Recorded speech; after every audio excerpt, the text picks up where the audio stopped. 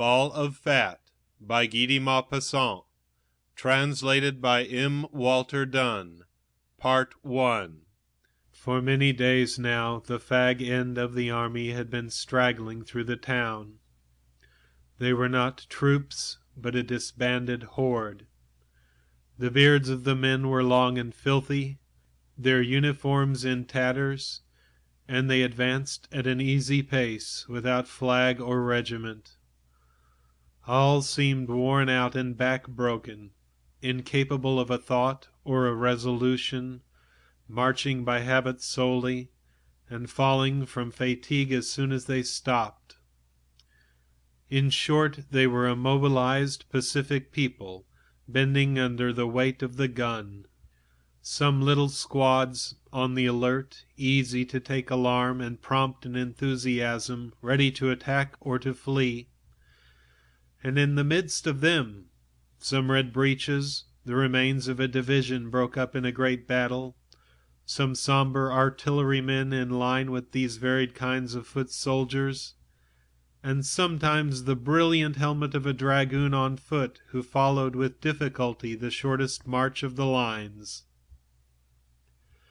Some legions of free-shooters, under the heroic names of Avengers of the Defeat, Citizens of the Tomb, Partakers of Death, passed in their turn with the air of bandits.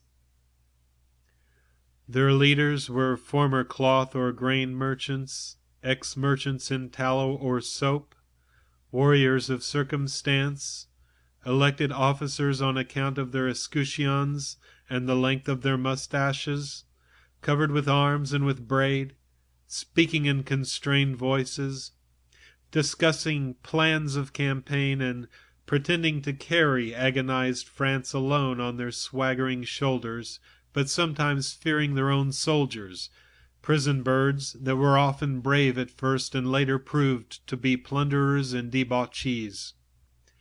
It was said that the Prussians were going to enter ruin. The National Guard, who for 2 months had been carefully reconnoitering in the neighboring woods, shooting sometimes their own sentinels, and ready for a combat whenever a little wolf stirred in the thicket, had now returned to their firesides. Their arms, their uniforms, all the murderous accoutrements with which they had lately struck fear into the national heart for 3 leagues in every direction, had suddenly disappeared. The last French soldiers finally came across the Seine to reach the Audemer bridge through Saint-Sever and Bourg-Achard, and marching behind, on foot, between 2 officers of ordnance, the general, in despair, unable to do anything with these incongruous tatters, himself lost in the breaking up of a people accustomed to conquer, and disastrously beaten in spite of his legendary bravery. A profound calm, a frightful, silent expectancy had spread over the city. Many of the heavy citizens, emasculated by commerce, anxiously awaited the conquerors, trembling lest their roasting spits or kitchen knives be considered arms. All life seemed stopped. Shops were closed, the streets dumb. Sometimes an inhabitant, intimidated by this silence, moved rapidly along next the walls. The agony of waiting made them wish the enemy would come. In the afternoon of the day which followed the departure of the French troops, some Uhlans, coming from one knows not where, crossed the town with celerity. Then, a little later, a black mass descended the side of St. Catherine, while 2 other invading bands appeared by way of Darnetal and Bois-Guillaume. The advance guard of the 3 bodies joined one another at the same moment in Hôtel de Ville Square, and, by all the neighboring streets, the German army continued to arrive, spreading out its battalion, making the pavement resound under their hard, rhythmic step. Some orders of the commander, in a foreign, guttural voice, reached the houses which seemed dead and deserted, while behind closed shutters eyes were watching these victorious men, masters of the city, of fortunes, of lives, through the rites of war. The inhabitants, shut up in their rooms, were visited with the kind of excitement that a cataclysm or some fatal upheaval of the earth brings to us, against which all force is useless. For the same sensation is produced each time that the established order of things is overturned, when security no longer exists, and all that protect the laws of man and of nature find themselves at the mercy of unreasoning, ferocious brutality. The trembling of the earth crushing the houses and burying an entire people, a river overflowing its banks and carrying in its course the drowned peasants, carcasses of beeves, and girders snatched from roofs, or a glorious army massacring those trying to defend themselves, leading others prisoners, pillaging in the name of the sword, and thanking God to the sound of the cannon. All are alike frightful scourges which disconnect all belief in eternal justice, all the confidence that we have in the protection of heaven and the reason of man. Some detachments rapped at each door, then disappeared into the houses.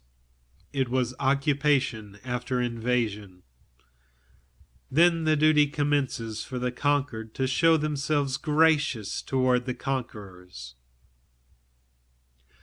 After some time, as soon as the first terror disappears, a new calm is established. In many families the Prussian officer eats at the table. He is sometimes well bred, and through politeness pities France and speaks of his repugnance in taking part in this affair. One is grateful to him for this sentiment. Then one may be, some day or other, in need of his protection. By treating him well, one has, perhaps, a less number of men to feed. And why should we wound anyone on whom we are entirely dependent? To act thus would be less bravery than temerity.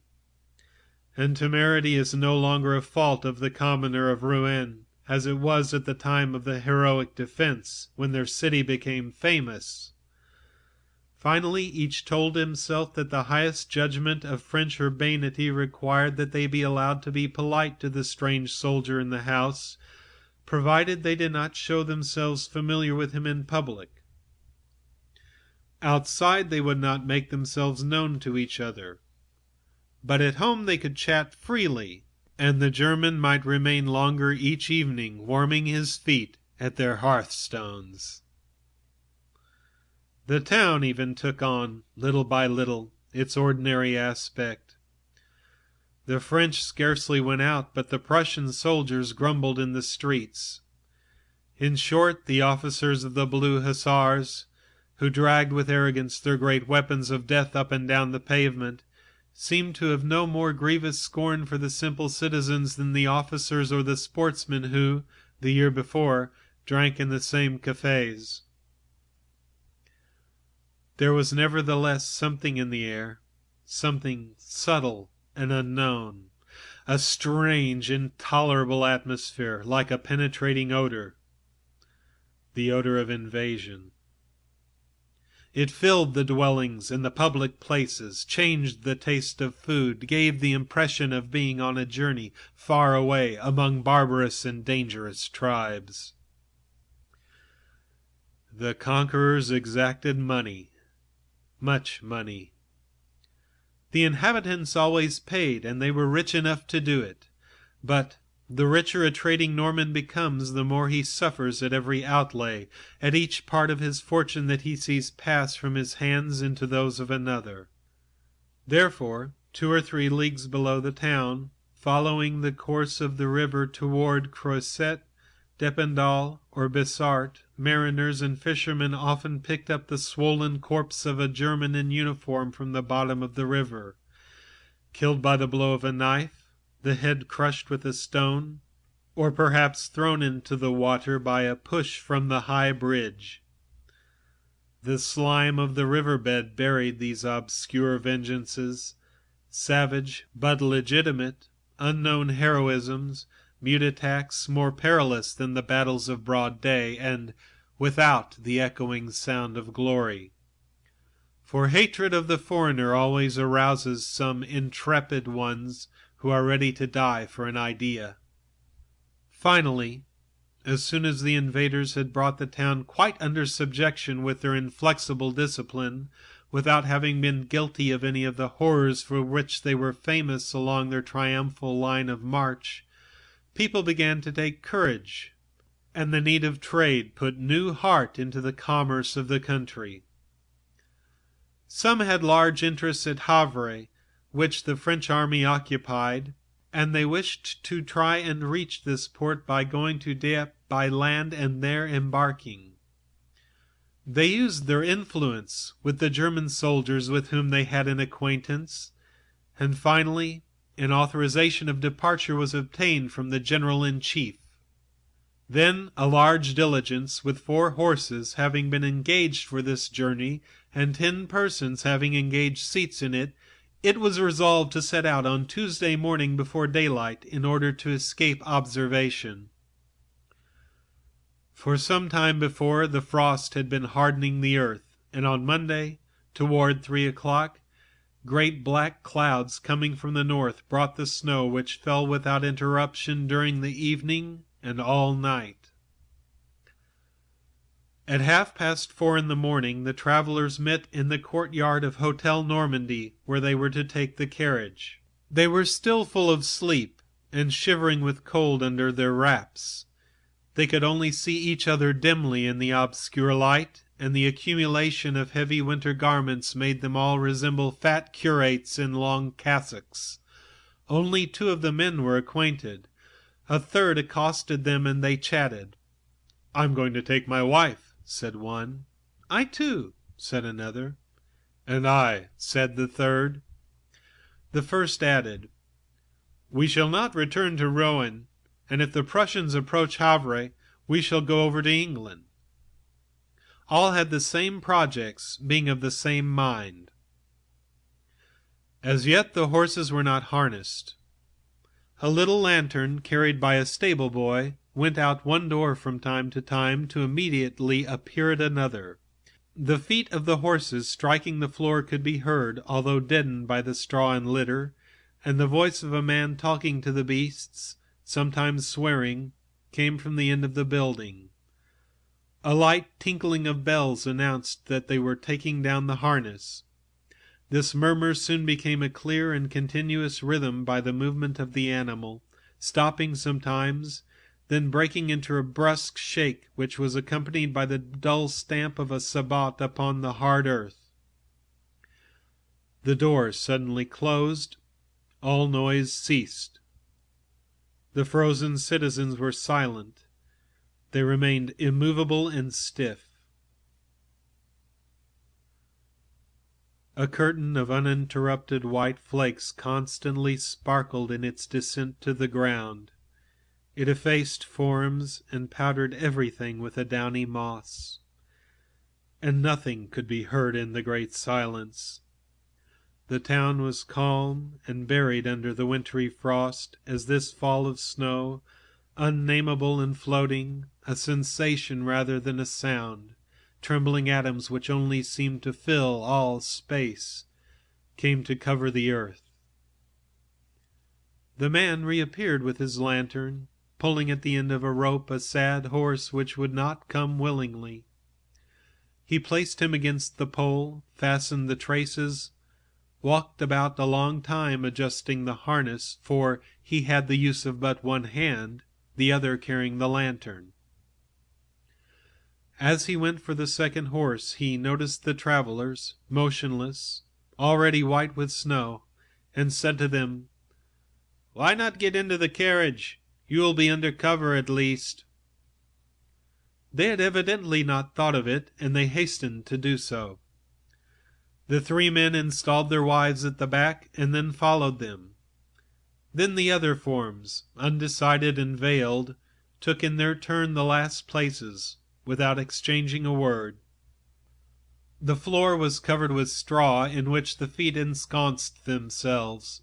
The ladies at the back, having brought little copper foot stoves with a carbon fire, lighted them, and for some time, in low voices, enumerated the advantages of the appliances, repeating things that they had known for a long time. Finally, the carriage was harnessed with 6 horses instead of 4, because the traveling was very bad, and a voice called out, "Is everybody aboard?" And a voice within answered, "Yes." They were off. The carriage moved slowly for a little way. The wheels were embedded in the snow. The whole body groaned with heavy cracking sounds. The horses glistened, puffed, and smoked, and the great whip of the driver snapped without ceasing, hovering about on all sides, nodding and unrolling itself like a thin serpent, lashing brusquely some horse on the rebound, which then put forth its most violent effort. Now the day was imperceptibly dawning. The light flakes, which one of the travelers, a Rouennese by birth, said looked like a shower of cotton, no longer fell. A faint light filtered through the great dull clouds, which rendered more brilliant the white of the fields, where appeared a line of great trees clothed in whiteness, or a chimney with a cap of snow. In the carriage, each looked at the others curiously in the sad light of this dawn. At the back, in the best places, Mr. Lusseau, wholesale merchant of wine, of Grand Pont Street, and Mrs. Lusseau were sleeping opposite each other. Lusseau had bought out his former patron, who failed in business, and made his fortune. He sold bad wine at a good price to small retailers in the country, and passed among his friends and acquaintances as a knavish wag, a true Norman, full of deceit and joviality. His reputation as a sharper was so well established that one evening, at the residence of the prefect, Mr. Turnell, author of some fables and songs, of keen satirical mind, a local celebrity, having proposed to some ladies who seemed to be getting a little sleepy, that they make up a game of Lusseau tricks, the joke traversed the rooms of the prefect, reached those of the town, and then, in the months to come, made many a face in the province expand with laughter. Lusseau was especially known for his love of farce of every kind, for his jokes, good and bad, and no one could ever talk with him without thinking, "He is invaluable, this Lusseau."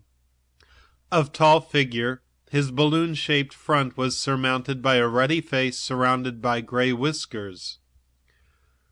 His wife, large, strong, and resolute, with a quick, decisive manner, was the order and arithmetic of this house of commerce, while he was the life of it, through his joyous activity. Beside them, Mr. Carré-Lamadon held himself with great dignity, as if belonging to a superior caste. A considerable man, in cottons, proprietor of 3 mills, officer of the Legion of Honor, and member of the General Council. He had remained during the Empire chief of the friendly opposition, famous for making the Emperor pay more dear for rallying to the cause than if he had combated it with blunted arms, according to his own story. Madame Carré-Lamadon, much younger than her husband, was the consolation of officers of good family sent to Rouen in garrison. She sat opposite her husband, very dainty, petite, and pretty, wrapped closely in furs and looking with sad eyes at the interior of the carriage. Her neighbors, the Count and Countess Hubert de Breville, bore the name of one of the most ancient and noble families of Normandy. The Count, an old gentleman of good figure, accentuated by the artifices of his toilet his resemblance to King Henry IV, who, following a glorious legend of the family, had impregnated one of the de Breville ladies, whose husband, for this reason, was made a count and governor of the province.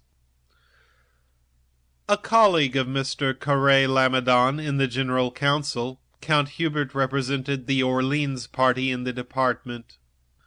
The story of his marriage with the daughter of a little captain of a privateer had always remained a mystery, but as the Countess had a grand air, received better than anyone, and passed for having been loved by the son of Louis Philippe, all the nobility did her honor, and her salon remained the first in the country, the only one which preserved the old gallantry, and to which the entrée was difficult. The fortune of the Brevilles amounted, it was said, to 500,000 francs in income, all in good securities. These 6 persons formed the foundation of the carriage company, the society side, serene and strong, honest established people, who had both religion and principles.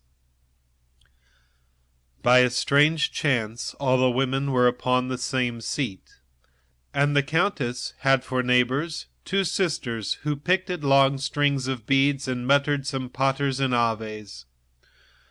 One was old and as pitted with smallpox as if she had received a broadside of grape shot full in the face.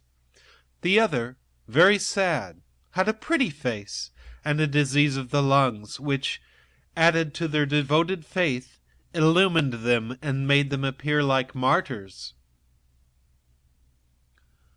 Opposite these 2 devotees were a man and a woman who attracted the notice of all.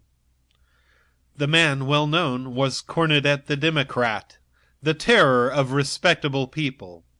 For 20 years he had soaked his great red beard in the box of all the democratic cafes.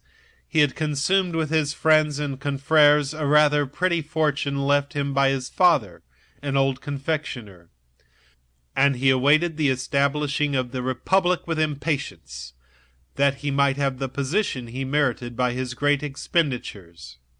On the 4th of September, by some joke perhaps, he believed himself elected prefect, but when he went to assume the duties, the clerks of the office were masters of the place and refused to recognize him, obliging him to retreat.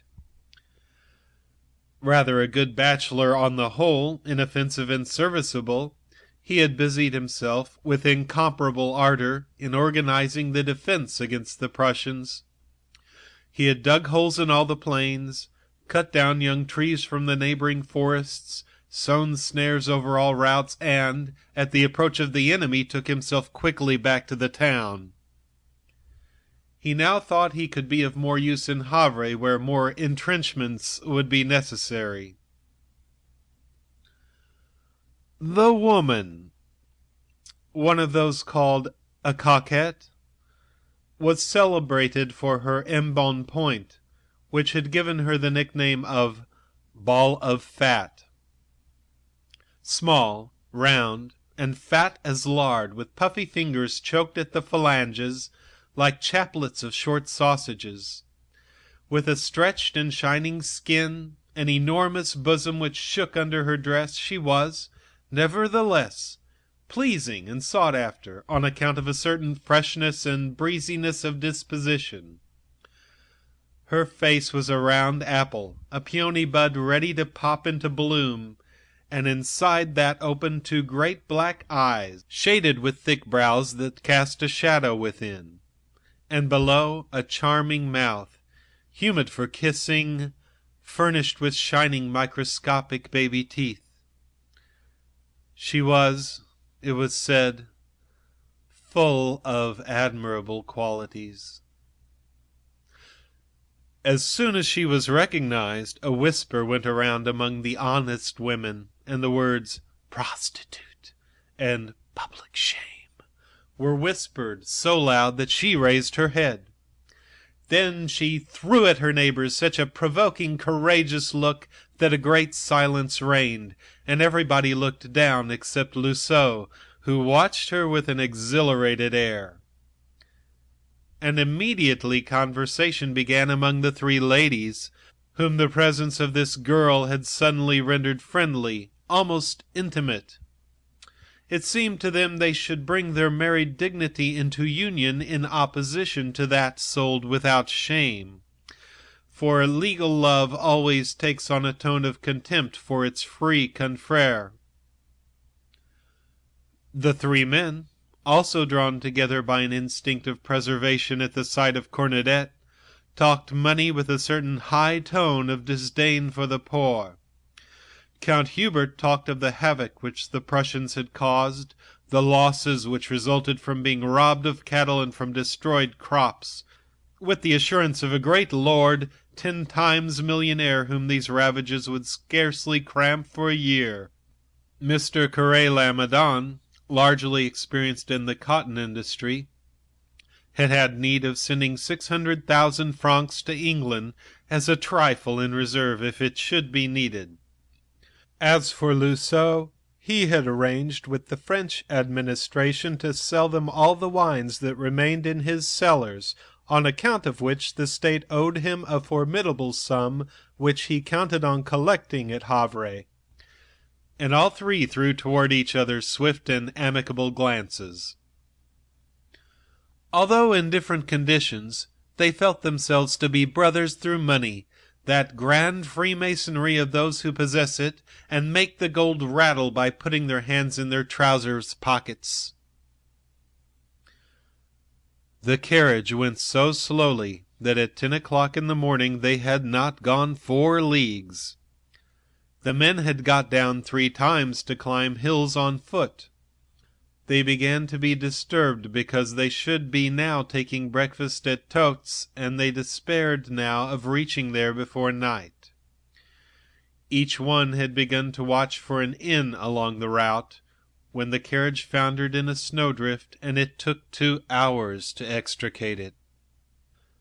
Growing appetites troubled their minds, and no eating-house, no wine-shop showed itself, the approach of the Prussians and the passage of the troops having frightened away all these industries.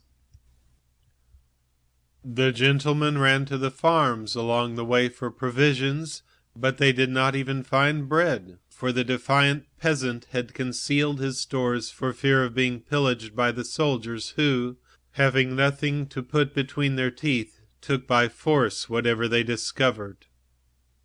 Toward 1 o'clock in the afternoon, Lousseau announced that there was a decided hollow in his stomach. Everybody suffered with him, and the violent need of eating, ever increasing, had killed conversation. From time to time someone yawned, another immediately imitated him, and each in his turn, in accordance with his character, his knowledge of life, and his social position, opened his mouth with carelessness or modesty, placing his hand quickly before the yawning hole from whence issued a vapor. Ball of Fat, after many attempts, bent down as if seeking something under her skirts. She hesitated a second, looked at her neighbors, then sat up again tranquilly. The faces were pale and drawn. Lousseau affirmed that he would give 1,000 francs for a small ham. His wife made a gesture as if in protest, but she kept quiet. She was always troubled when anyone spoke of squandering money, and could not comprehend any pleasantry on the subject. "The fact is," said the Count, "I cannot understand why I did not think to bring some provisions with me." Each reproached himself in the same way. However, Cornudet had a flask full of rum. He offered it. It was refused coldly. Lousseau alone accepted 2 swallows, and then passed back the flask, saying, by way of thanks, "It is good all the same. It is warming, and checks the appetite." The alcohol put him in good humor, and he proposed that they do as they did on the little ship in the song, eat the fattest of the passengers. This indirect allusion to Ball of Fat choked the well-bred people. They said nothing. Cornudet alone laughed.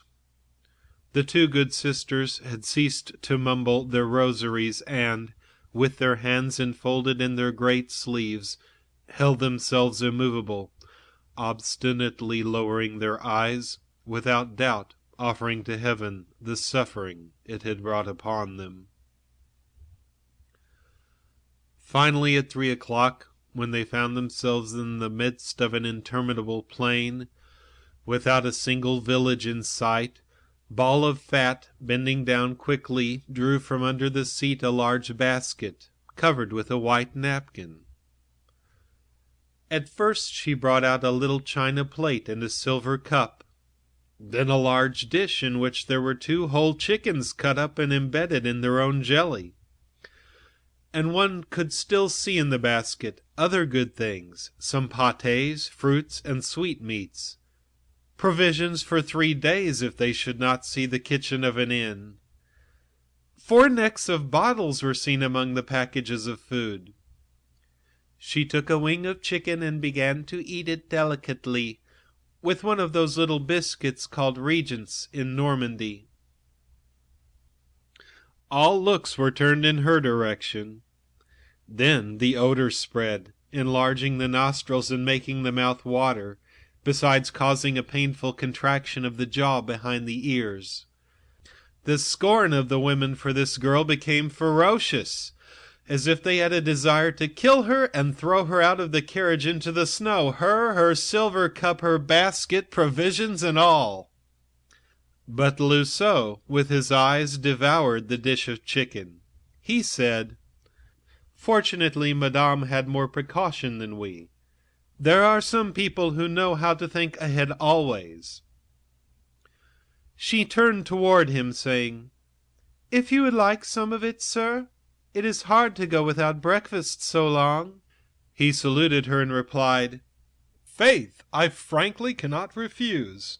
I can stand it no longer. Everything goes in time of war, does it not, Madame?" And then, casting a comprehensive glance around, he added, "In moments like this, one can but be pleased to find people who are obliging." He had a newspaper which he spread out on his knees, that no spot might come to his pantaloons, and upon the point of a knife that he always carried in his pocket, he took up a leg all glistening with jelly, put it between his teeth, and masticated it with a satisfaction so evident that there ran through the carriage a great sigh of distress. Then Ball of Fat, in a sweet and humble voice, proposed that the 2 sisters partake of her collation. They both accepted instantly, and without raising their eyes began to eat very quickly, after stammering their thanks. Cornudet no longer refused the offers of his neighbor, and they formed with the sisters a sort of table by spreading out some newspapers upon their knees. The mouths opened and shut without ceasing. They masticated, swallowed, gulping ferociously. Loiseau in his corner was working hard, and in a low voice was trying to induce his wife to follow his example. She resisted for a long time. Then, when a drawn sensation ran through her body, she yielded. Her husband, rounding his phrase, asked their charming companion if he might be allowed to offer a little piece to Madame Loiseau. She replied, "Why, yes, certainly, sir," with an amiable smile as she passed the dish. An embarrassing thing confronted them when they opened the first bottle of Bordeaux. They had but 1 cup. Each passed it after having tasted. Cornudet alone, for politeness without doubt, placed his lips at the spot left humid by his fair neighbor. Then, surrounded by people eating, suffocated by the odors of the food, the Count and Countess de Breville, as well as Madame and Mademoiselle Carré Lamadon, were suffering that odious torment which has preserved the name of Tantalus. Suddenly, the young wife of the manufacturer gave forth such a sigh that all heads were turned in her direction. She was as white as the snow without. Her eyes closed, her head drooped. She had lost consciousness. Her husband, much excited, implored the help of everybody. Each lost his head completely until the elder of the two sisters, holding the head of the sufferer, slipped Ball of Fat's cup between her lips and forced her to swallow a few drops of wine. The pretty little lady revived, opened her eyes, smiled, and declared in a dying voice that she felt very well now. But in order that the attack might not return, the sister urged her to drink a full glass of Bordeaux, and added, "It is just hunger, nothing more." Then Ball of Fat, blushing and embarrassed, looked at the four travelers who had fasted, and stammered, "Goodness knows, if I had dared to offer anything to these gentlemen and ladies, I would—" Then she was silent, as if fearing an insult. Luceau took up the word. "Ah, certainly in times like these all the world are brothers and ought to aid each other. Come, ladies, without ceremony, why the devil not accept? We do not know whether we shall even find a house where we can pass the night. At the pace we are going now, we shall not reach Totes before noon tomorrow." They still hesitated, no one daring to assume the responsibility of a yes. The Count decided the question. He turned toward the fat, intimidated girl, and, taking on a grand air of condescension, he said to her, "We accept with gratitude, madame." End of Part 1. Part 2 of Ball of Fat. It is the first step that counts. The Rubicon passed, one lends himself to the occasion squarely. The basket was stripped.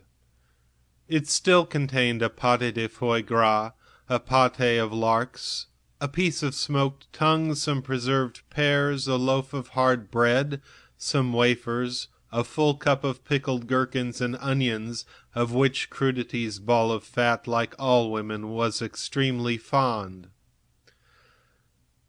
They could not eat this girl's provisions without speaking to her, and so they chatted, with reserve at first, then, as she carried herself well, with more abandon. The ladies de Berville and Carré-Lamadon, who were acquainted with all the ins and outs of good breeding, were gracious with a certain delicacy. The Countess especially showed that amiable condescension of very noble ladies who do not fear being spoiled by contact with anyone, and was charming. But the great Madame Luceau, who had the soul of a plebeian, remained crabbed, saying little, and eating much. The conversation was about the war, naturally. They related the horrible deeds of the Prussians, the brave acts of the French, and all of them, although running away, did homage to those who stayed behind. Then personal stories began to be told, and Ball of Fat related, with sincere emotion, and in the heated words that such girls sometimes use in expressing their natural feelings, how she had left Rouen. "I believed at first that I could remain," she said. "I had my house full of provisions, and I preferred to feed a few soldiers rather than expatriate myself to go I knew not where. But as soon as I saw them, those Prussians, that was too much for me. They made my blood boil with anger, and I wept for very shame all day long. Oh, if I were only a man! I watched them from my windows, the great porkers with their pointed helmets, and my maid held my hands to keep me from throwing the furniture down upon them. Then one of them came to lodge at my house. I sprang at his throat the first thing. They are no more difficult to strangle than other people, and I should have put an end to that one then and there had they not pulled me away by the hair. After that it was necessary to keep out of sight. and finally, when I found an opportunity, I left town, and here I am." They congratulated her. She grew in the estimation of her companions who had not shown themselves so hot-brained, and Cornudet, while listening to her, took on the approving, benevolent smile of an apostle, as a priest would if he heard a devotee praise God, for the long-bearded Democrats have a monopoly of patriotism as the men in cassocks have of religion. In his turn he spoke, in a doctrinal tone, with the emphasis of a proclamation such as we see pasted on the walls about town, and finished by a bit of eloquence, whereby he gave that scamp of a Badinguet a good lashing. Then Boule was angry, for she was a Bonapartist. She grew redder than a cherry, and stammering with indignation, said, "I would like to have seen you in his place, you other people. Then everything would have been quite right. Oh, yes, it is you who have betrayed this man. One would never have had to leave France if it had been governed by blackguards like you." Cornudet, undisturbed, preserved a disdainful, superior smile, but all felt that the high note had been struck, until the Count, not without some difficulty, calmed the exasperated girl, and proclaimed with a manner of authority that all sincere opinions should be respected. But the Countess and the manufacturer's wife, who had in their souls an unreasonable hatred for the people that favor a republic, and the same instinctive tenderness that all women have for a decorative, despotic government, felt themselves drawn, in spite of themselves, toward this prostitute so full of dignity, whose sentiments so strongly resembled their own. The basket was empty. By 10 o'clock they had easily exhausted the contents, and regretted that there was not more. Conversation continued for some time, but a little more coldly since they had finished eating. The night fell, the darkness little by little became profound, and the cold felt more during digestion made Boule shiver in spite of her plumpness. Then Madame de Breville offered her the little foot-stove in which the fuel had been renewed many times since morning. She accepted it immediately, for her feet were becoming numb with cold. The ladies Carrère-Lamadon and Lousseau gave theirs to the two religious sisters. The driver had lighted his lanterns. They shone out with a lively glimmer, showing a cloud of foam beyond, the sweat of the horses, and on both sides of the way the snow seemed to roll itself along under the moving reflection of the lights. Inside the carriage one could distinguish nothing, but a sudden movement seemed to be made between Boule and Cornudet, and Lousseau, whose eye penetrated the shadow, believed that he saw the big bearded man start back quickly as if he had received a swift, noiseless blow. Then some twinkling points of fire appeared in the distance along the road. It was Totes. They had traveled 11 hours, which, with the 2 hours given to resting and feeding the horses, made 13. They entered the town and stopped before the Hotel of Commerce. The carriage door opened.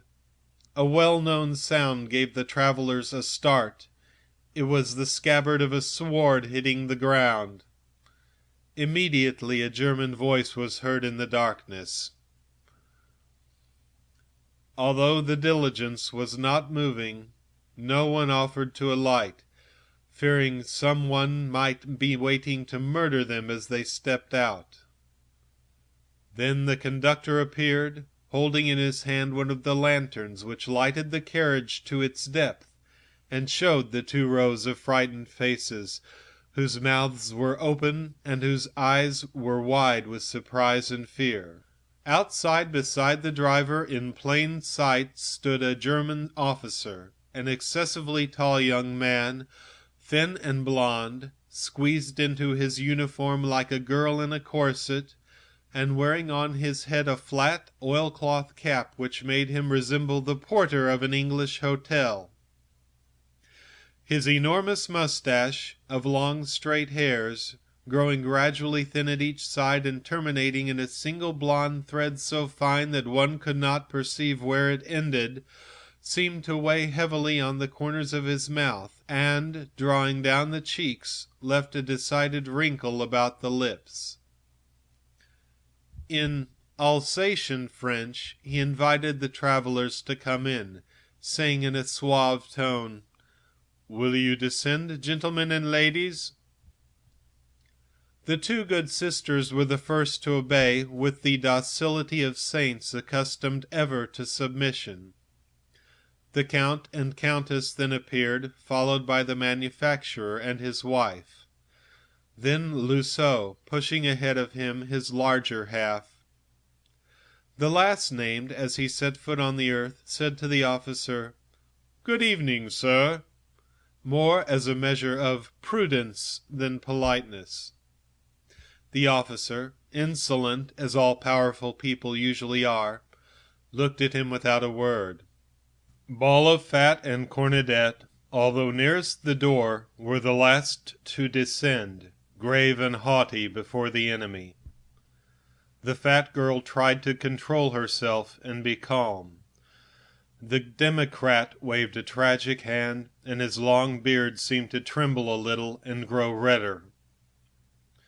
They wished to preserve their dignity, comprehending that in such meetings as these they represented in some degree their great country, and somewhat disgusted with the docility of her companions, the fat girl tried to show more pride than her neighbors, the honest women, and as she felt that someone should set an example, she continued her attitude of resistance assumed at the beginning of the journey. They entered the vast kitchen of the inn, and the Germans, having demanded their traveling papers signed by the general-in-chief, in which the name, the description, and profession of each traveler was mentioned, and having examined them all critically, comparing the people and their signatures, said, "It is quite right," and went out. Then they breathed. They were still hungry, and supper was ordered. A half-hour was necessary to prepare it, and while two servants were attending to this, they went to their rooms. They found them along a corridor which terminated in a large glazed door. Finally they sat down at table, when the proprietor of the inn himself appeared. He was a former horse merchant, a large asthmatic man, with a constant wheezing and rattling in his throat. His father had left him with the name of Follenvie. He asked, "Is Miss Elizabeth Rousset here?" Ball of Fat started as she answered, "It is I." "The Prussian officer wishes to speak with you immediately."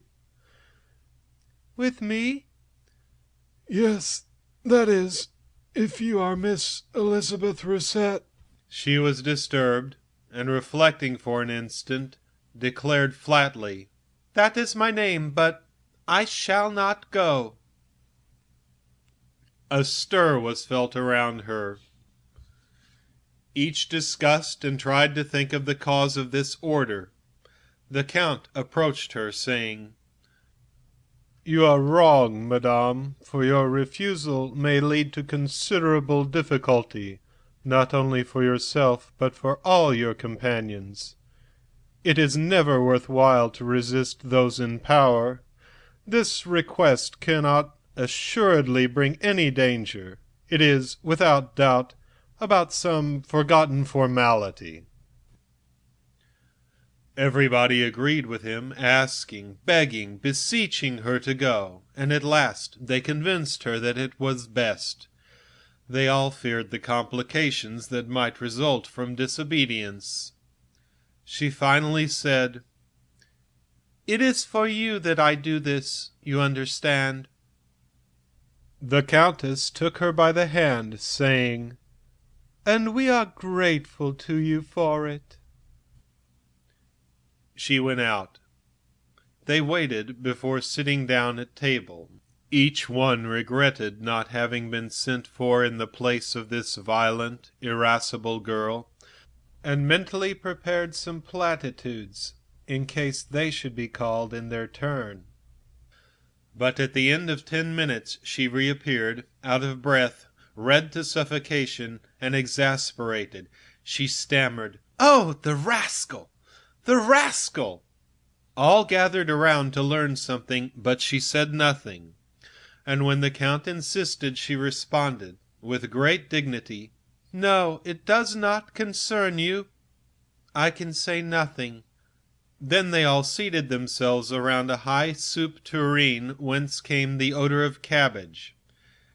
In spite of alarm, the supper was gay, the cider was good, the beverage Luceau and the good sisters took as a means of economy.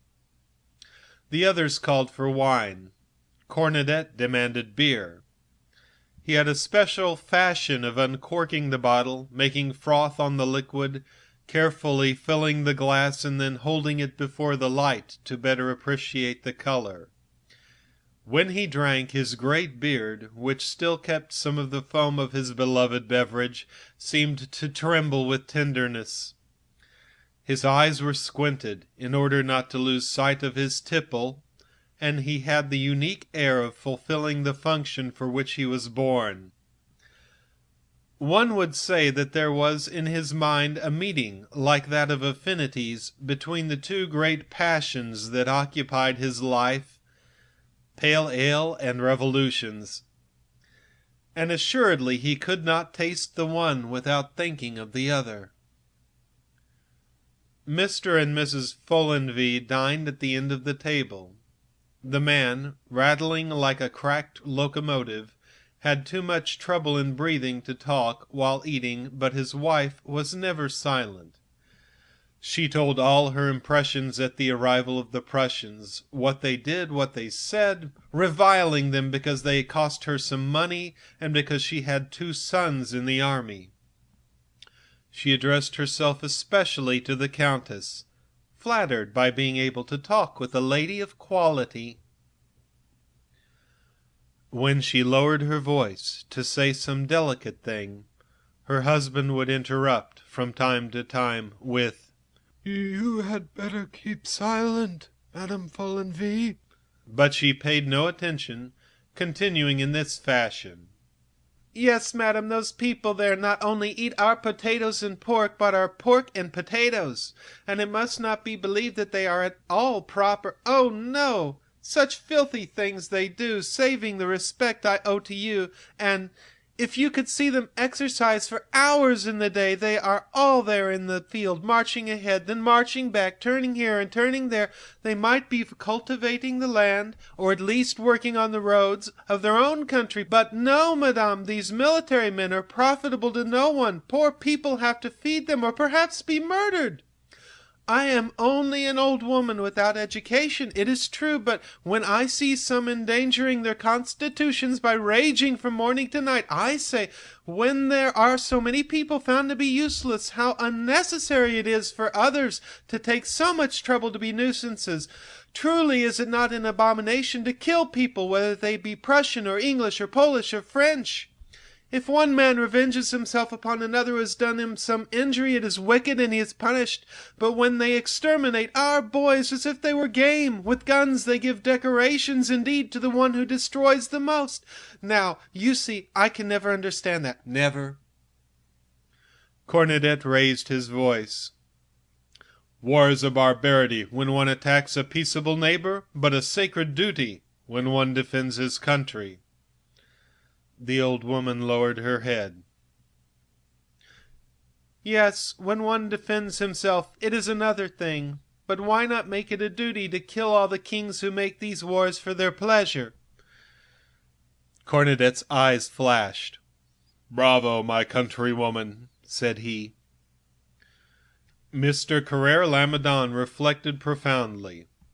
Although he was prejudiced, as a captain of industry, The good sense of this peasant woman made him think of the opulence that would be brought into the country, where the idle and consequently mischievous hands, and the troops which were now maintained in unproductiveness, employed in some great industrial work that it would require centuries to achieve. Loiseau, leaving his place, went to speak with the innkeeper in a low tone of voice. The great man laughed, shook, and squeaked. His corpulence quivered with joy at the jokes of his neighbor, and he bought of him 6 cases of wine for spring after the Prussians had gone.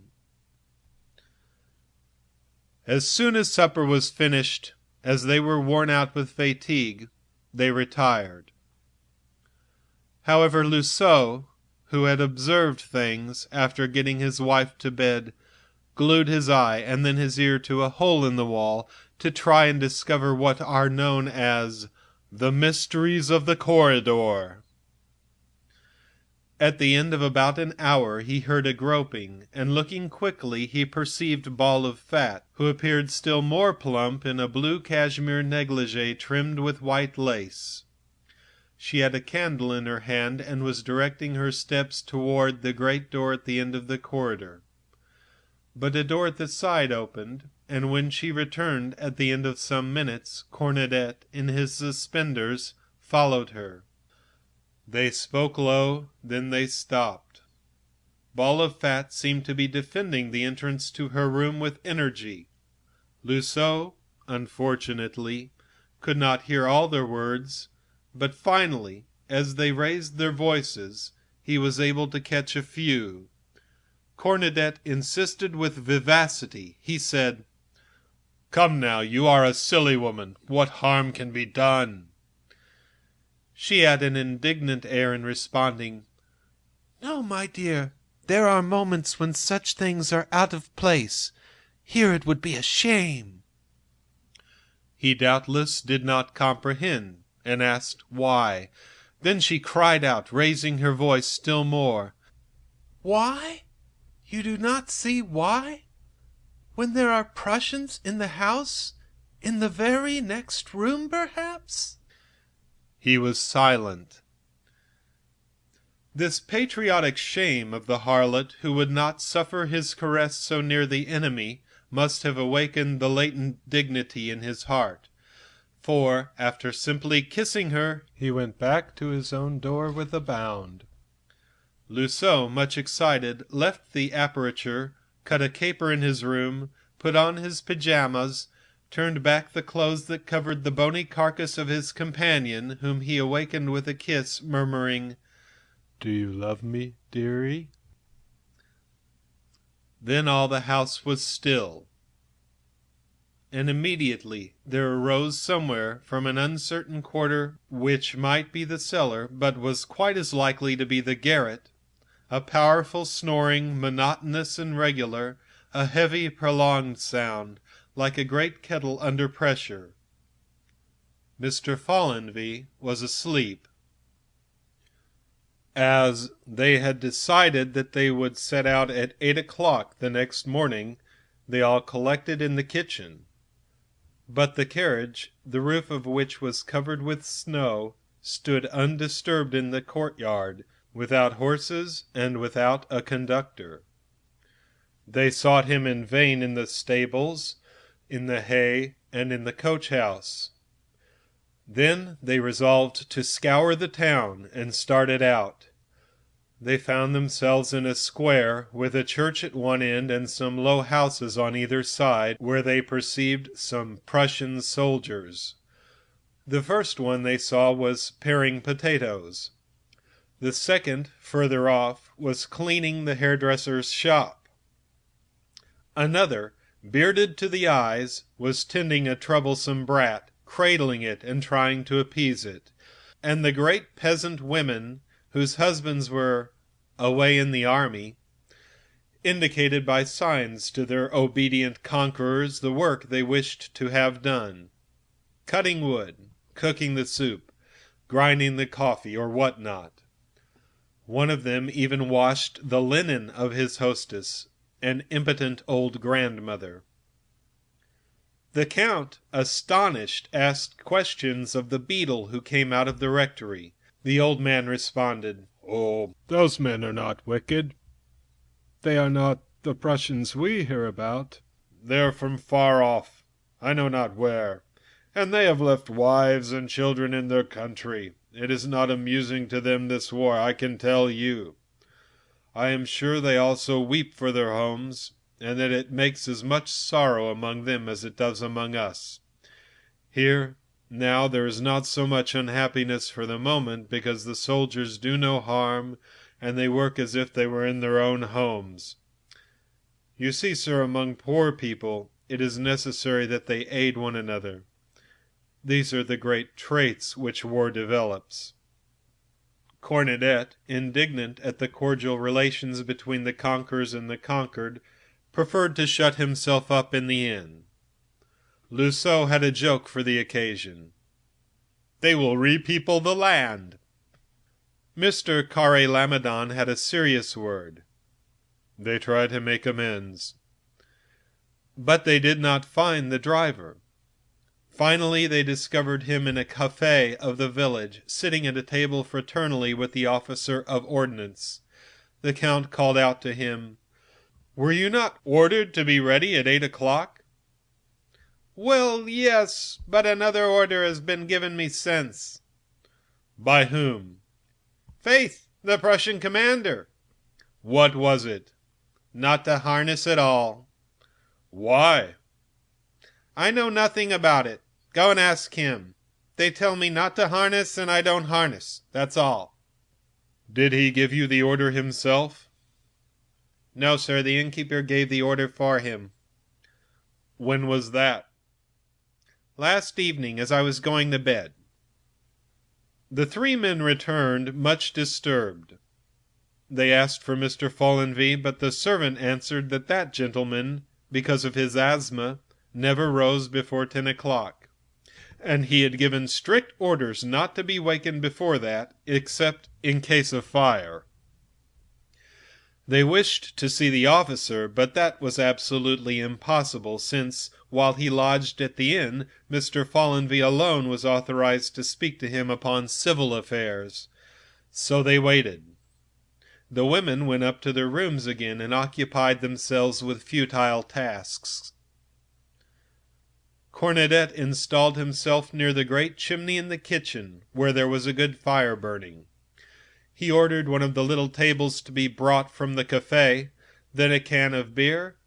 He then drew out his pipe, which plays among democrats a part almost equal to his own, because in serving Cornedet it was serving its country. It was a superb pipe, an admirably colored meerschaum, as black as the teeth of its master, but perfumed, curved, glistening, easy to the hand, completing his physiognomy. And he remained motionless, his eyes as much fixed upon the flame of the fire as upon his favorite tipple and its frothy crown. And each time that he drank, he passed his long, thin fingers through his scanty, gray hair with an air of satisfaction, after which he sucked in his mustache fringed with foam. Loiseau, under the pretext of stretching his legs, went to place some wine among the retailers of the country. The Count and the manufacturer began to talk politics. They could foresee the future of France. One of them believed in an Orleans, the other in some unknown savior for the country, a hero who would reveal himself when all were in despair. A Gosselin, or a Joan of Arc, perhaps, or would it be another Napoleon I? If the Prince Imperial were not so young! Cornedet listened to them and smiled like one who holds the word of destiny. His pipe perfumed the kitchen. As 10 o'clock struck, Mr. Follenvie appeared. They asked him hurried questions, but he could only repeat 2 or 3 times, without variation, these words: "The officer said to me, Mr. Vollenvie, you see to it that the carriage is not harnessed for those travelers tomorrow. I do not wish them to leave without my order. That is sufficient." Then they wished to see the officer. The Count sent him his card, on which Mr. Carré-Lamadon wrote his name and all his titles. The Prussian sent back word that he would meet the two gentlemen after he had breakfasted, that is to say, about 1 o'clock. The ladies reappeared and ate a little something despite their disquiet. Ball of Fat seemed ill and prodigiously troubled. They were finishing their coffee when the word came that the officer was ready to meet the gentlemen. Loiseau joined them, but when they tried to enlist Cornudet to give more solemnity to their proceedings, he declared proudly that he would have nothing to do with the Germans, and he betook himself to his chimney corner and ordered another liter of beer. The three men mounted the staircase and were introduced to the best room of the inn, where the officer received them stretched out in an armchair, his feet on the mantelpiece, smoking a long porcelain pipe, and enveloped in a flamboyant dressing-gown, appropriated, without doubt, from some dwelling belonging to a common citizen of bad taste. He did not rise nor greet them in any way, not even looking at them. It was a magnificent display of natural blackguardism transformed into the military victor. At the expiration of some moments, he asked, "What is it you wish?" The Count became spokesman. "We desire to go on our way, sir." "No." "May I ask the cause of this refusal?" "Because I do not wish it." "But I would respectfully observe to you, sir, that your General-in-Chief gave us permission to go to Dieppe, and I know of nothing we have done to merit your severity." "I do not wish it. That is all. You can go." All three, having bowed, retired.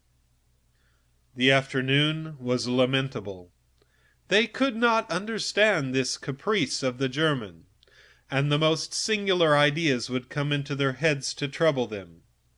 Everyone stayed in the kitchen and discussed the situation endlessly, imagining all sorts of unlikely things. Perhaps they would be retained as hostages, but to what end? Or taken prisoners, or rather a considerable ransom might be demanded. At this thought a panic prevailed. The richest were the most frightened, already seeing themselves constrained to pay for their lives with sacks of gold poured into the hands of this insolent soldier. They racked their brains to think of some acceptable falsehoods to conceal their riches and make them pass themselves off for poor people. Very poor people. Loiseau took off the chain to his watch and hid it away in his pocket. The falling night increased their apprehensions. The lamp was lighted, and as there was still 2 hours before dinner, Madame Loiseau proposed a game of 31. It would be a diversion. They accepted. Cornudet himself, having smoked out his pipe, took part for politeness. The Count shuffled the cards, dealt, and Ball of Fat had 31 at the outset, and immediately the interest was great enough to appease the fear that haunted their minds. Then Cornudet perceived that the house of Loiseau was given to tricks. As they were going to the dinner table, Mr. Follenvie again appeared, and in wheezing, rattling voice announced, "The Prussian officer orders me to ask Miss Elizabeth Rousseau if she has yet changed her mind." Ball of Fat remained standing and was pale. Then suddenly becoming crimson, such a stifling anger took possession of her that she could not speak, but finally she flashed out, You may say to the dirty beast, that idiot, that carrion of a Prussian, that I shall never change it. You understand? Never, never, never!" The great innkeeper went out. Then Ball of Fat was immediately surrounded, questioned, and solicited by all to disclose the mystery of his visit. She resisted at first, but soon becoming exasperated, she said, "What does he want? You really want to know what he wants? He wants to sleep with me." Everybody was choked for words, and indignation was rife. Cornudet broke his glass, so violently did he bring his fist down upon the table. There was a clamor of censure against this ignoble soldier, a blast of anger, a union of all for resistance, as if a demand had been made on each one of the party for the sacrifice exacted of her. The Count declared, with disgust, that those people conducted themselves after the fashion of the ancient barbarians. The women especially showed to Ball of Fat a most energetic and tender commiseration. The good sisters, who only showed themselves at mealtime, lowered their heads and said nothing. They all dined, nevertheless, when the first furor had abated, but there was little conversation. They were thinking. The ladies retired early, and the men, all smoking, organized a game at cards, to which Mr. Follenvie was invited, as they intended to put a few casual questions to him on the subject of conquering the resistance of this officer. But he thought of nothing but the cards, and, without listening or answering, would keep repeating, "To the game, sirs, to the game!" His attention was so taken that he even forgot to expectorate, which must have put him some points to the good with the organ in his breast. His whistling lungs ran the whole asthmatic scale, from deep, profound tones to the sharp rustiness of a young cock essaying to crow. He even refused to retire when his wife, who had fallen asleep previously, came to look for him. She went away alone, for she was an early bird, always up with the sun, while her husband was a night owl, always ready to pass the night with his friends. He cried out to her, "Leave my cream chicken before the fire," and then went on with his game. When they saw that they could get nothing from him, they declared that it was time to stop, and each sought his bed. They all rose rather early the next day, with an undefined hope of getting away, which desire the terror of passing another day in that horrible inn greatly increased. Alas, the horses remained in the stable, and the driver was invisible. For want of better employment, they went out and walked around the carriage. The breakfast was very doleful, and it became apparent that a coldness had arisen toward Ball of Fat, and that the night, which brings counsel, had slightly modified their judgments. They almost wished now that the Prussian had secretly found this girl, in order to give her companions a pleasant surprise in the morning. What could be more simple? Besides, who would know anything about it? She could save appearances by telling the officer that she took pity on their distress. To her it would make so little difference. No one had avowed these thoughts yet.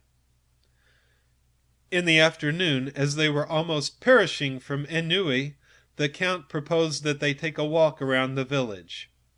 Each wrapped up warmly, and the little party set out, with the exception of Cornudet, who preferred to remain near the fire, and the good sisters, who passed their time in the church or at the curate's.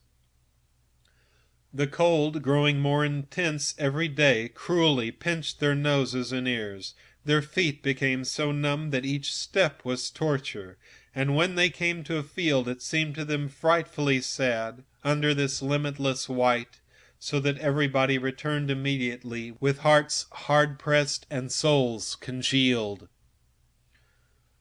The four women walked ahead, The three gentlemen followed just behind. Luceau, who understood the situation, asked suddenly if they thought that girl there was going to keep them long in such a place as this. The Count, always courteous, said that they could not exact from a woman a sacrifice so hard unless it should come of her own will. Mr. Carré-Lamadon remarked that if the French made their return through Dieppe, as they were likely to, a battle would surely take place at Totes. This reflection made the two others anxious. "If we could only get away on foot," said Luceau. The Count shrugged his shoulders. "How can we think of it in this snow, and with our wives?" he said. "And then we should be pursued and caught in 10 minutes, and led back prisoners at the mercy of these soldiers." It was true, and they were silent. The ladies talked of their clothes, but a certain constraint seemed to disunite them. Suddenly, at the end of the street, the officer appeared. His tall, wasp-like figure in uniform was outlined upon the horizon formed by the snow, and he was marching with knees apart, a gait particularly military, which is affected that they may not spot their carefully blackened boots. He bowed in passing near the ladies, and looked disdainfully at the men, who preserved their dignity by not seeing him, except Luceau, who made a motion toward raising his hat. Ball of Fat reddened to the ears, and the three married women resented the great humiliation of being thus met by this soldier in the company of this girl whom he had treated so cavalierly. But they spoke of him, of his figure and his face. Madame Carré-Lamadon, who had known many officers and considered herself a connoisseur of them, found this one not at all bad. She regretted even that he was not French, because he would make such a pretty hussar, one all the women would rave over. Again in the house, no one knew what to do. Some sharp words even were said about things very insignificant. The dinner was silent, and almost immediately after it, each one went to his room to kill time in sleep. They descended the next morning with weary faces and exasperated hearts. The women scarcely spoke to Ball of Fat. A bell began to ring. It was for a baptism. The fat girl had a child being brought up among the peasants of Yvetot. She had not seen it for a year, or thought of it. But now the idea of a child being baptized threw into her heart a sudden and violent tenderness for her own, and she strongly wished to be present at the ceremony. As soon as she was gone, everybody looked at each other, then pulled their chairs together, for they thought that finally something should be decided upon. Luceau had an inspiration. It was to hold Ball of Fat alone and let the others go. Mr. Follenvie was charged with the commission, but he returned almost immediately, for the German, who understood human nature, had put him out. He pretended that he would retain everybody so long as his desire was not satisfied. Then the commonplace nature of Mrs. Luceau burst out with, "Well, we are not going to stay here to die of old age. Since it is the trade of this creature to accommodate herself to all kinds, I fail to see how she has the right to refuse one more than another. I can tell you she has received all she could find in Rouen, even the coachman. Yes, madame, the prefect's coachman. I know him very well, for he bought his wine at our house. And to think that today we should be drawn into this embarrassment by this affected woman, this minx! For my part, I find that this officer conducts himself very well. He has perhaps suffered privations for a long time, and doubtless he would have preferred us three. But no, he is contented with common property. He respects married women. And we must remember, too, that he is master. He has only to say, 'I wish,' and he could take us by force with his soldiers." The two women had a cold shiver. Pretty Mrs. Carré-Lamadon's eyes grew brilliant, and she became a little pale, as if she saw herself already taken by force by the officer. The men met and discussed the situation. Luceau, furious, was for delivering the wretch bound hand and foot to the enemy. But the Count, descended through 3 generations of ambassadors, and endowed with the temperament of a diplomatist, was the advocate of ingenuity. "It is best to decide upon something," said he. Then they conspired. End of Part 2. Part 3 of Ball of Fat. The women kept together. The tone of their voices was lowered. Each gave advice, and the discussion was general. Everything was very harmonious.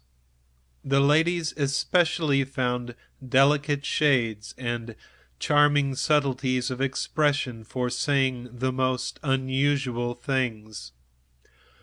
A stranger would have understood nothing, so great was the precaution of language observed. But the light edge of modesty with which every woman of the world is barbed only covers the surface. They blossom out in a scandalous adventure of this kind, being deeply amused and feeling themselves in their element, mixing love with sensuality as a greedy cook prepares supper for his master. Even gaiety returned, so funny did the whole story seem to them at last. The Count found some of the jokes a little off color, but they were so well told that he was forced to smile. In his turn, Luceau came out with some still bolder tales, and yet nobody was wounded. The brutal thought, expressed by his wife, dominated all minds. "Since it is her trade, why should she refuse this one more than another?" The genteel Mrs. Carré-Lamadon seemed to think that in her place she would refuse this one less than some others. They prepared the blockade at length, as if they were about to surround a fortress. Each took some role to play, some arguments he would bring to bear, some maneuvers that he would endeavor to put into execution. They decided on the plan of attack, the ruse to employ, the surprise of assault that should force this living citadel to receive the enemy in her room. Cornadette remained apart from the rest, and was a stranger to the whole affair. So entirely were their minds distracted that they did not hear Ball of Fat enter. The Count uttered a light "shh," which turned all eyes in her direction. There she was. The abrupt silence and a certain embarrassment hindered them from speaking to her at first. The Countess, more accustomed to the duplicity of society than the others, finally inquired, "Was it very amusing, that baptism?" The fat girl, filled with emotion, told them all about it, the faces, the attitudes, and even the appearance of the church. She added, "It is good to pray sometimes." And up to the time for luncheon these ladies continued to be amiable toward her, in order to increase her docility and her confidence in their counsel. At the table they commenced the approach. This was in the shape of a vague conversation upon devotion. They cited ancient examples, Judith and Holofernes, then, without reason, Lucretia and Sextus, and Cleopatra obliging all the generals of the enemy to pass by her coach and reducing them in servility to slaves. Then they brought out a fantastic story, hatched in the imagination of these ignorant millionaires, where the women of Rome went to Capua for the purpose of lulling Hannibal to sleep in their arms, and his lieutenants and phalanxes of mercenaries as well. They cited all the women who have been taken by conquering armies, making a battlefield of their bodies, making them also a weapon and a means of success, and all those hideous and detestable beings who have conquered by their heroic caresses and sacrificed their chastity to vengeance or a beloved cause. They even spoke, in veiled terms, of that great English family which allowed one of its women to be inoculated with a horrible and contagious disease in order to transmit it to Bonaparte, who was miraculously saved by a sudden illness at the hour of the fatal rendezvous. And all this was related in an agreeable, temperate fashion, except as it was enlivened by the enthusiasm deemed proper to excite emulation. One might finally have believed that the sole duty of woman here below was a sacrifice of her person, and a continual abandonment to soldierly caprices. The two good sisters seemed not to hear, lost as they were in profound thought. Ball of Fat said nothing. During the whole afternoon they let her reflect. But, in the place of calling her Madame, as they had up to this time, they simply called her Mademoiselle, without knowing exactly why, as if they had a desire to put her down a degree in their esteem, which she had taken by storm, and make her feel her shameful situation. The moment supper was served, Mr. Follenvie appeared with his old phrase. "The Prussian officer orders me to ask if Miss Elizabeth Risette has yet changed her mind." Ball of Fat responded dryly, "No, sir." But at dinner the coalition weakened. Luceau made 3 unhappy remarks. Each one beat his wits for new examples, but found nothing, when the Countess, without premeditation, perhaps feeling some vague need of rendering homage to religion, asked the elder of the good sisters to tell them some great deeds in the lives of the saints. It appeared that many of their acts would have been considered crimes in our eyes, but the Church gave absolution of them readily, since they were done for the glory of God, or for the good of all. It was a powerful argument. The Countess made the most of it. Thus it may be by one of those tacit understandings, or the veiled complacency in which anyone who wears the ecclesiastical garb excels. It may be simply from the effect of a happy unintelligence, a helpful stupidity.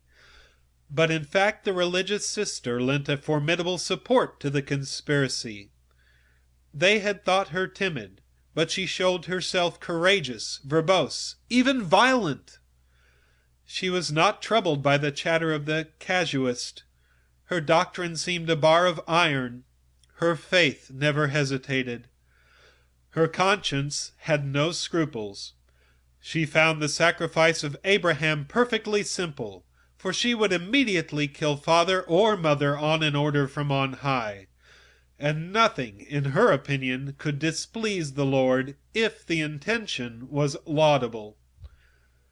The Countess put to use the authority of her unwitting accomplice, and added to it the edifying paraphrase and axiom of Jesuit morals, "The need justifies the means." Then she asked her, "Then, my sister, do you think that God accepts intentions, and pardons the deed when the motive is pure?" "Who could doubt it, madam? An action blamable in itself often becomes meritorious by the thought it springs from."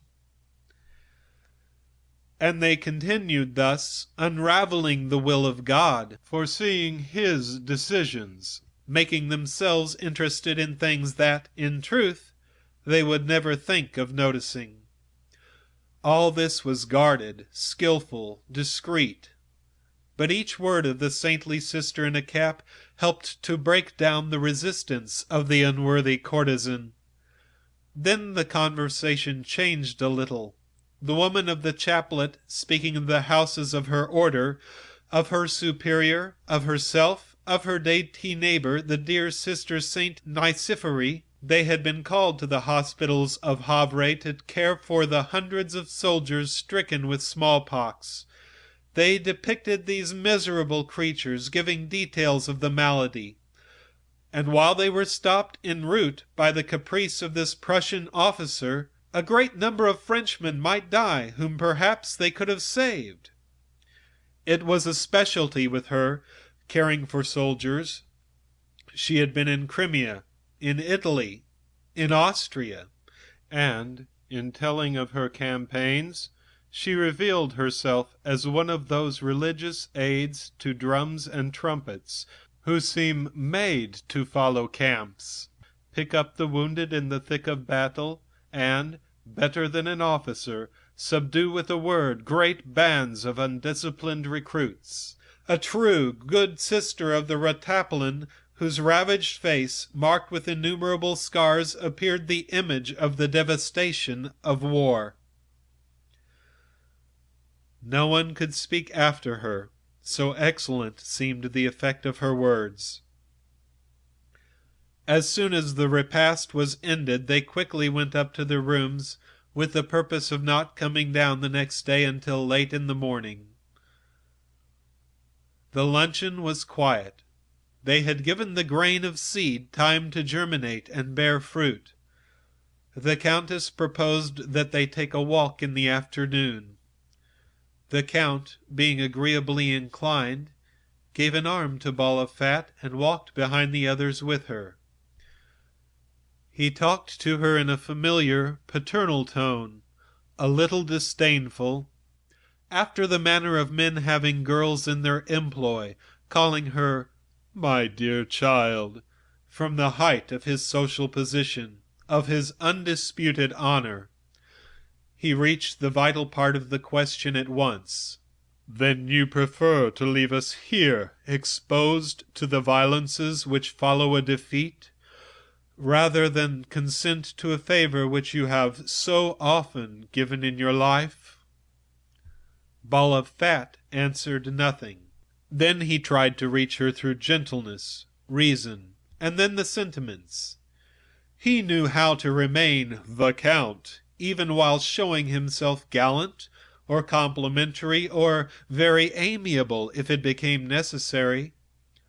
He exalted the service that she would render them, and spoke of her appreciation, then suddenly became gaily familiar, and said, "And you know, my dear, it would be something for him to boast of that he had known a pretty girl, something it is difficult to find in his country." Ball of Fat did not answer, but joined the rest of the party. As soon as they entered the house, she went to her room, and did not appear again. The disquiet was extreme. What were they to do? If she continued to resist, what an embarrassment! The dinner hour struck. They waited in vain. Mr. Follenby finally entered and said that Miss Roussette was indisposed and would not be at the table. Everybody pricked up his ears. The Count went to the innkeeper and said in a low voice, "Is he in there?" "Yes." For convenience, he said nothing to his companions, but made a slight sign with his head. Immediately a great sigh of relief went up from every breast, and a light appeared in their faces. Luceau cried out, "Holy Christopher! I pay for the champagne if there is any to be found in the establishment." And Mrs. Luceau was pained to see the proprietor return with 4-quart bottles in his hands. Each one had suddenly become communicative and buoyant. A wanton joy filled their hearts. The Count suddenly perceived that Mrs. Carré-Lamadon was charming. The manufacturer paid compliments to the Countess. The conversation was lively, gay, full of touches. Suddenly, Luceau, with anxious face and hand upraised, called out, "Silence!" Everybody was silent, surprised. already frightened. Then he listened intently and said, "Shh." His two eyes and his hands raised toward the ceiling, listening, and then continuing in his natural voice, "All right, all goes well." They failed to comprehend at first, but soon all laughed. At the end of a quarter of an hour he began the same farce again, renewing it occasionally during the whole afternoon. And he pretended to call to someone in the story above, giving him advice in a double meaning, drawn from the fountainhead, the mind of a commercial traveler. For some moments he would assume a sad air, breathing in a whisper, "Poor girl!" Then he would murmur between his teeth with an appearance of rage, "Ugh! That scamp of a Prussian!"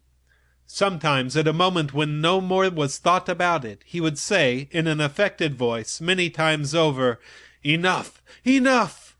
and add, as if speaking to himself, "If we could only see her again, it isn't necessary that he should kill her, the wretch."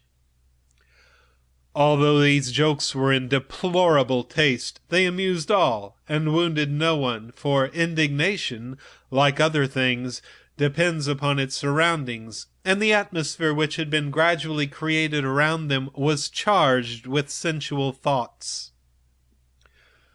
At the dessert, the women themselves made some delicate and discreet allusions. Their eyes glistened. They had drunk much. The Count, who preserved, even in his flights, his grand appearance of gravity, made a comparison, much relished, upon the subject of those wintering at the pole, and the joy of shipwrecked sailors who saw an opening toward the south. Loiseau suddenly arose, a glass of champagne in his hand, and said, "I drink to our deliverance." Everybody was on his feet. They shouted in agreement. Even the two good sisters consented to touch their lips to the froth of the wine which they had never before tasted. They declared that it tasted like charged lemonade, only much nicer. Loiseau resumed, "It is unfortunate that we have no piano, for we might make up a quadrille." Cornadet had not said a word, nor made a gesture. He appeared plunged in very grave thoughts, and made sometimes a furious motion, so that his great beard seemed to wish to free itself. Finally, toward midnight, as they were separating, Loiseau, who was staggering, touched him suddenly on the stomach, and said to him in a stammer, "You are not very funny this evening. You have said nothing, citizen."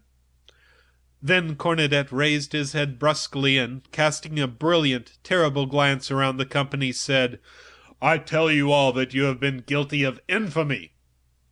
He rose, went to the door, and again repeated, "Infamy, I say," and disappeared. This made a coldness at first. Loiseau, interlocutor, was stupefied. But he recovered immediately and laughed heartily as he said, "He is very green, my friends, he is very green." And then, as they did not comprehend, he told them about the mysteries of the corridor. Then there was a return of gaiety. The women behaved like lunatics. The Count and Mr. Carré-Lamadon wept from the force of their laughter. They could not believe it. "How is that? Are you sure?" "I tell you I saw it." "And she refused?" "Yes, because the Prussian officer was in the next room." "Impossible." "I swear it." The Count was stifled with laughter. The industrial gentleman held his sides with both hands. Loiseau continued, "And now you understand why he saw nothing funny this evening. No, nothing at all." And the three started out half ill, suffocated. They separated. But Mrs. Loiseau, who was of a spiteful nature, remarked to her husband as they were getting into bed that grisette of a little Carré-Lamadon was yellow with envy all the evening. "You know," she continued, "how some women will take to a uniform, whether it be French or Prussian. It is all the same to them. Oh, what a pity!" And all night, in the darkness of the corridor, there were to be heard light noises like whisperings and walkings in bare feet, and imperceptible creakings. They did not go to sleep until late, that is sure, for there were threads of light shining under the doors for a long time. The champagne had its effect.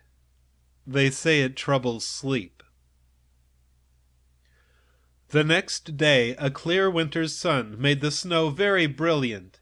The diligence, already harnessed, waited before the door, while an army of white pigeons, in their thick plumage, with rose-colored eyes, with a black spot in the center, walked up and down gravely among the legs of the 6 horses, seeking their livelihood and the manure there scattered. The driver, enveloped in his sheepskin, had a lighted pipe under the seat, and all the travelers, radiant, were rapidly packing some provisions for the rest of the journey. They were only waiting for Ball of Fat. Finally she appeared. She seemed a little troubled, ashamed, and she advanced timidly toward her companions, who all, with one motion, turned as if they had not seen her. The Count, with dignity, took the arm of his wife and removed her from this impure contact. The fat girl stopped, half stupefied. Then, plucking up courage, she approached the manufacturer's wife with, "Good morning, madame," humbly murmured. The lady made a slight bow of the head, which she accompanied with a look of outraged virtue. Everybody seemed busy, and kept themselves as far from her as if she had some infectious disease in her skirts. Then they hurried into the carriage, where she came last, alone, and where she took the place she had occupied during the first part of the journey. They seemed not to see her or know her, although Madame Loiseau, looking at her from afar, said to her husband in a half-tone, "Happily I don't have to sit beside her." The heavy carriage began to move, and the remainder of the journey commenced. No one spoke at first. Ball of Fat dared not raise her eyes.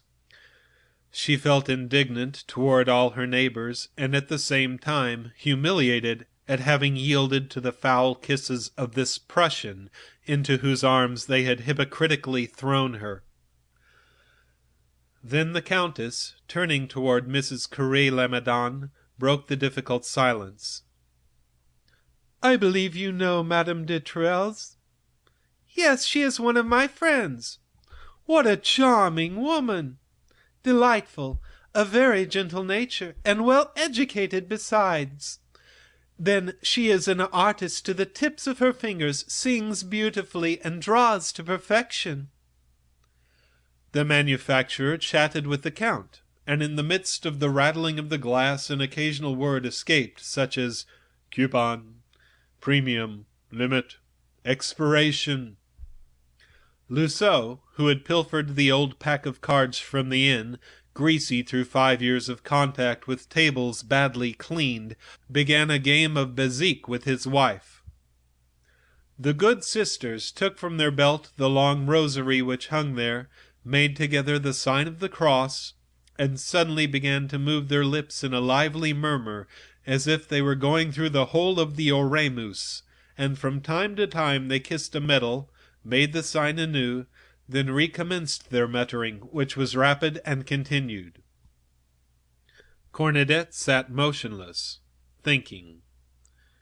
At the end of 3 hours on the way, Loiseau put up the cards and said, "I am hungry." His wife drew out a package, from whence she brought a piece of cold veal. She cut it evenly in thin pieces, and they both began to eat. "Suppose we do the same," said the Countess. They consented to it, and she undid the provisions prepared for the 2 couples. It was in one of those dishes whose lid is decorated with a china hare, to signify that a pâté of hare is inside, a succulent dish of pork, where white rivers of lard cross the brown flesh of the game, mixed with some other viands hashed fine. A beautiful square of Gruyère cheese, wrapped in a piece of newspaper, preserved the imprint divers things upon the unctuous plate. The two good sisters unrolled a big sausage which smelled of garlic, and Cornadette plunged his 2 hands into the vast pockets of his overcoat at the same time and drew out 4 hard eggs and a piece of bread. He removed the shells and threw them in the straw under his feet. Then he began to eat the eggs, letting fall on his vast beard some bits of clear yellow, which looked like stars caught there. Boule of Fat, in the haste and distraction of her rising, had not thought of anything, and she looked at them exasperated, suffocating with rage, at all of them eating so placidly. A tumultuous anger swept over her at first, and she opened her mouth to cry out at them, to hurl at them a flood of injury which mounted to her lips. But she could not speak. Her exasperation strangled her. No one looked at her or thought of her. She felt herself drowned in the scorn of these honest scoundrels who had first sacrificed her and then rejected her like some improper or useless article. She thought of her great basket full of good things which they had greedily devoured, of her 2 chickens shining with jelly, of her pâtés, her pears, and the 4 bottles of Bordeaux. And her fury suddenly falling, as a cord drawn too tightly breaks, she felt ready to weep. She made terrible efforts to prevent it, making ugly faces, swallowing her sobs as children do, but the tears came and glistened in the corners of her eyes, and then 2 great drops, detaching themselves from the rest, rolled slowly down like little streams of water that filter through rock, and falling regularly, rebounded upon her breast. She sits erect, her eyes fixed, her face rigid and pale, hoping that no one will notice her. But the Countess perceives her, and tells her husband by a sign. He shrugs his shoulders as much as to say, "What would you have me do? It is not my fault." Mrs. Luceau indulged in a mute laugh of triumph and murmured, "She weeps for shame." The 2 good sisters began to pray again, after having wrapped in a paper the remainder of their sausage. Then Cornadette, who was digesting his eggs, extended his legs to the seat opposite, crossed them, folded his arms, smiled like a man who is watching a good farce, and began to whistle the Marseillaise. All faces grew dark. The popular song assuredly did not please his neighbors. They became nervous and agitated, having an appearance of wishing to howl like dogs when they hear a barbarous organ. He perceived this, but did not stop. Sometimes he would hum the words, "Sacred love of country, help, sustain the avenging arm, liberty, sweet liberty, ever fight with no alarm." They traveled fast, the snow being harder, but as far as Dieppe, during the long sad hours of the journey, across the jolts in the road, through the falling night, in the profound darkness of the carriage, he continued his vengeful, monotonous whistling with a ferocious obstinacy, constraining his neighbors to follow the song from one end to the other, and to recall the words that belonged to each measure. And Boule of Fat wept continually, and sometimes a sob, which she was not able to restrain, echoed between the 2 rows of people in the shadows. End of Boule of Fat,